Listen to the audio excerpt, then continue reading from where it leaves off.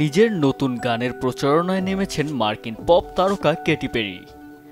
তবে একের পর এক অন্যরকম ফ্যাশন স্টেটমেন্ট তৈরি করে আলোচনা, সমালোচনা আর বিতর্ককে সঙ্গী করেছেন। সম্প্রতি প্যারিসের এক ফ্যাশন উইকে অতিথি হিসেবে উপস্থিত হয়েছিলেন কেটি পেরি। সেখানে 500 ফুট লম্বা ট্রেনের লাল এক হাতার একরঙা ভেলভেট গাউনে দেখা দেন পেরি। ফ্যাশন জগতে এমন লম্বা পোশাক পরা নতুন কিছু নয়। মেট গালার মঞ্চে এমন পোশাকের দেখা মেলে হরহামেশাই, কিন্তু কেটি পেরির পোশাকটাকে আলোচনায় এনেছে এই ট্রেন জুড়ে বিশাল অক্ষরে লেখা আছে তার নতুন গান উইমেন্স ওয়ার্ল্ডের লিরিক্স। কেটি পেরির এই পোশাকটিও তৈরি করেছে স্প্যানিশ ফ্যাশন ব্র্যান্ড ব্যালেন্সিয়াগা।